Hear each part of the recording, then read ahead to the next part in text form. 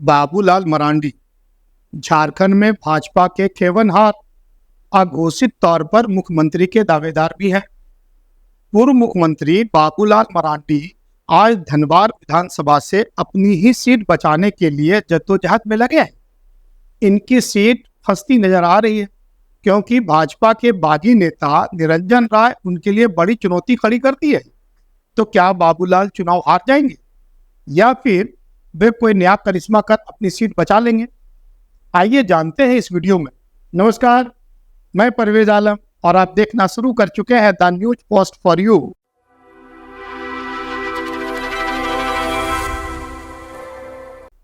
The news post for you को like subscribe कर लें और बेल आइकन दबाना बिल्कुल ना भूलें ताकि झारखंड की राजनीति की हर खबरें आप तक सबसे पहले पहुंचे।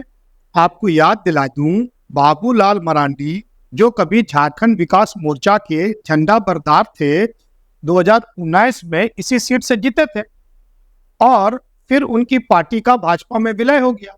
लेकिन अब वो खुद प्रदेश अध्यक्ष है। पार्टी की बागडोर उनके हाथों में है। धनबाद उनके लिए सुरक्षित सीट माना जा रहा था, पर कभी उनके बेहद करीबी रहे निरंजन राय के निर्दलीय मैदान में आ जाने से मरांडी जी के लिए मुश्किलें बढ़ गई। धनबाद में उनके सामने पुराने प्रतिद्वंदी हैं सीपीआई एमएल के राजकुमार यादव, जेएमएम के निजामुद्दीन अंसारी, जो इंडिया गठबंधन का हिस्सा बनकर फ्रेंडली फाइट से मैदान में हैं। और यही बात कुछ हद तक मरांडी जी को राहत पहुंचा रही है। अगर इंडिया गठबंधन एक होकर यहाँ चुनाव लड़ता तो नतीजे आने के पहले ही धनबाद विधानसभा का रिजल्ट घोषित हो जाता। धनबाद का जातीय समीकरण तो भाई, मुस्लिम मतदाता यहाँ अच्छे खासे तादाद में हैं, भूमियारों की भी अच्छी खासी पकड़ है, आदिवासी, दलित और अन्य पिछड़ी जातियां हैं। निरंजन राय का मैदान में होना मरांडी साहब के लिए सिरदर्द है क्योंकि भूमियार जाति का वोट जो अब तक उनका परंपरागत समर्थक रहा है, उस पर ही सवालिया निशान लग गया है। भाजपा के सांसद निशिकांत दुबे ने निरंजन राय को मनाने की अथक प्रयास की, पर वे मानने को तैयार नहीं हुए। एक ही बात कुछ हद तक मरांडी जी को राहत पहुंचा सकती है।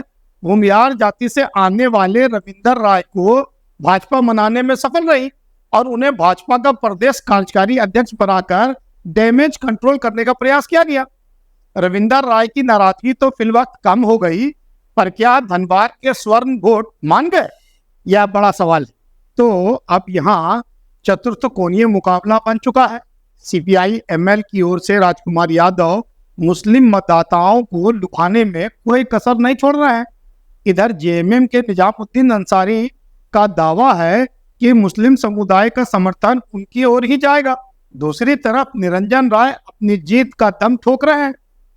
अब 20 नवंबर को मतदान के बाद ही पता चलेगा कि धनबाद के लोग बाबूलाल मरांडी पर भरोसा जताते हैं या इस चौरंगी मुकाबले में कोई नया चेहरा उभरता है।